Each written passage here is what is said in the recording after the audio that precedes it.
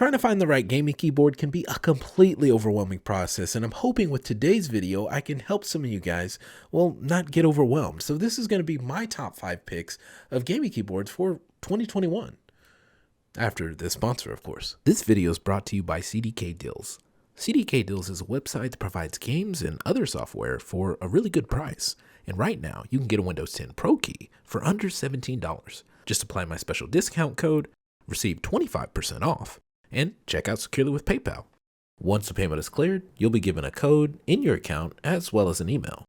To activate, all you need to do is search Activate in your Windows search bar, click the Activate settings, and type in your key. To learn more, check the links below.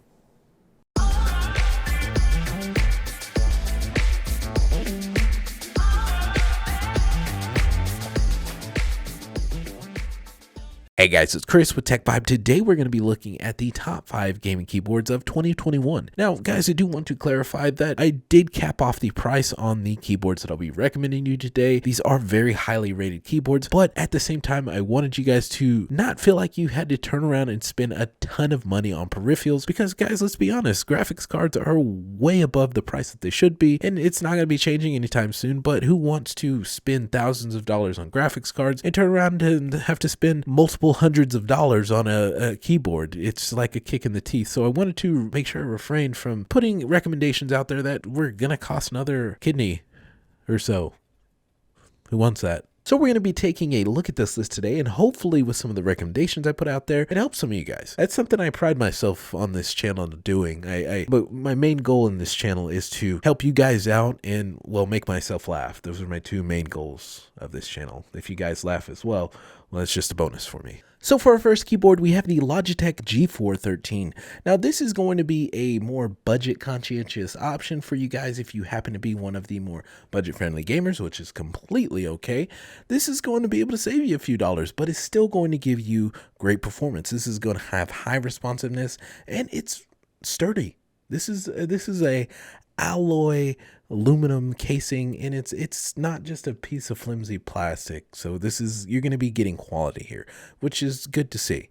Now this does come in at $60, and I know that there are cheaper keyboards out there, guys, but keep in mind this is going to get professional response time, and it's still going to be durable quality, so it should last a while. This is going to be a solid option if you're trying to stay on the more budget side of things, but you still want a good gaming keyboard. Now keep in mind, this is not going to have addressable RGB. This is only going to be red lit.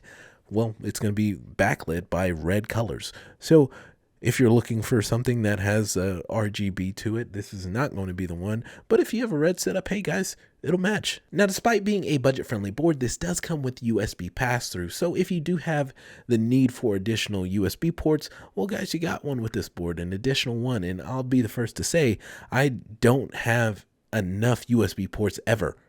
It doesn't matter how many. I need more. So many more. If you happen to be one of those people that like to spam the keys on your keyboard and you're concerned about the sound levels that this may give off, you're in luck, because this is going to be a more quiet board for you. And, well, like I said, it's going to perform. For our next board, we have the HyperX Alloy. Now, as you guys can tell right out the gate, this does have RGB on it, and yes, it is addressable via software. Now, this is going to be a keyboard that does have a little bit more options and freedoms to it, because, well, you can actually take the cable off of this thing. And if you didn't already notice, well, this is not a full-size keyboard.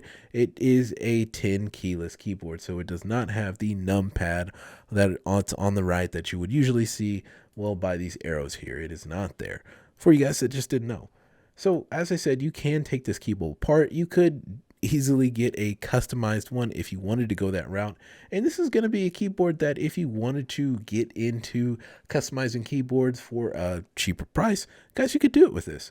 You could definitely get in here and alter your MX switches or get different keycaps. And I'm considering actually doing a video in the future, doing something just like that to show you guys what you can do if you wanted to go that route.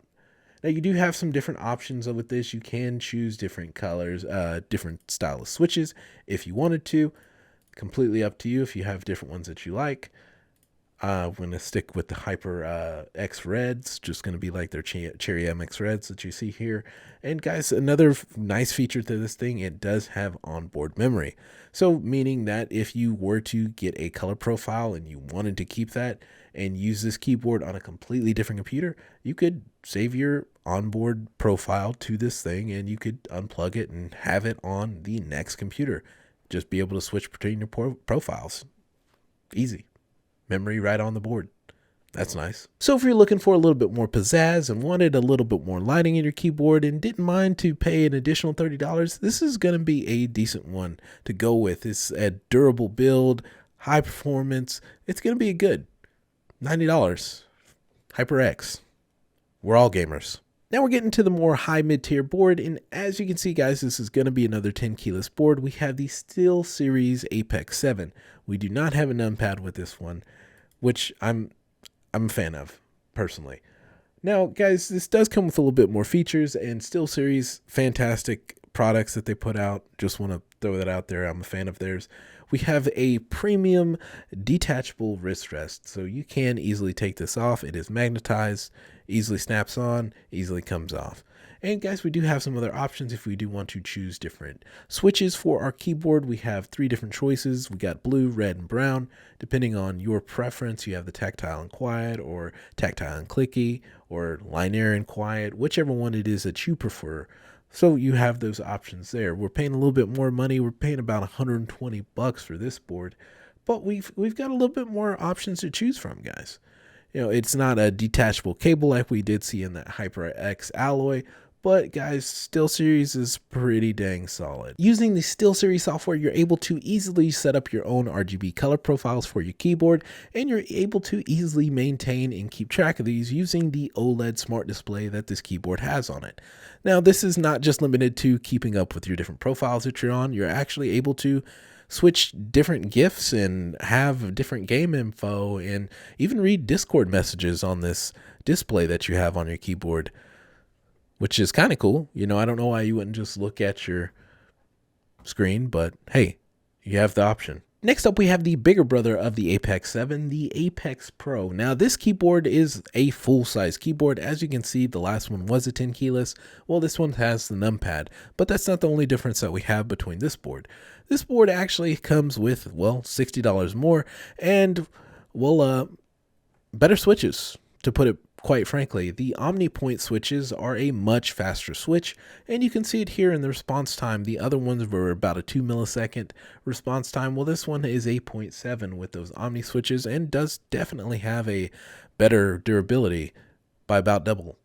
So, you know, that's going to be pretty good. Now, last but not least, we have the Corsair K100. Now, guys, I actually had this board before, used it, loved it, before I got into the more custom keyboard stuff, guys, and this is a really good board, a really good one. Now, this is going to be the more expensive one on the list, coming in about $200, but guys, this is good. And I used to be a Corsair shill boy, so maybe I'm a little bit biased on this one, guys, but I loved it. It was a very fast board that gave me a lot of different control over my colors and my profiles and really, you know, just whatever it was that I wanted to do. It even had Steam Deck integration, guys. I loved it. It was a pretty good board. I can't really stress that enough. Now, you do have a couple different options for the switches for this board. You can get their optical or their Cherry MX. Now, currently, the optical is on sale and the MX is not. So, depending on which one you want to go with, you may be paying an additional $30, but I actually prefer the optical switches myself. I felt like they're a little bit more quiet and definitely faster, so I liked that. That's just, you know, that's my personal opinion. But guys, this is a great board, and I'm trying not to shill too hard on it because, you know, I had it, so I know I might be a little bit biased there. But you really just can't beat the software that comes with iCUE. It definitely messes up sometimes. I'm not going to say it's perfect, and it definitely is a hog on your CPU. But I love the customization colors that come along with the different game profiles that it just automatically does depending on what game you're playing. I was a fan, you know, if I didn't have to deal with so many different hubs and whatnot with the lighting for the Corsair products, I'd probably still be using those instead of the unis. I'll be honest. I probably would. It does come with the wrist rest that is detachable by magnet, so it comes on and off fairly easy. It does help with the ergonomics on this thing, and it's a fairly comfortable wrist rest, so I don't actually recommend taking it off. I always used it. It's a fantastic one. I'm trying not to shill too hard, but guys, I really did like this board a lot when I was using it. So, it is what it is. It's rated 5 stars for a reason. So this is a good board. It's good. It's a good one. It's more expensive. You're paying the Corsair tax, but I tend to have felt like that was worth it. Now, I did mention earlier about graphics card being wildly overpriced, and because of that, guys, I realized there's a need to pivot. Now, I'm going to be trying to get into more of the low-end customization keyboard scene. So if you guys are interested in maybe trying to do something for your low-end, mid-range custom keyboard, I'm going to be doing some videos on that and showing you guys how you can possibly get into that space if you wanted to do that, if you were looking for some other project to get into while graphics cards are just utterly ridiculous right now. So if you're interested, hey, hit that subscribe. Join the community. We would love to have you. Remember, it's a vibe, a tech vibe, specifically. We'll see you.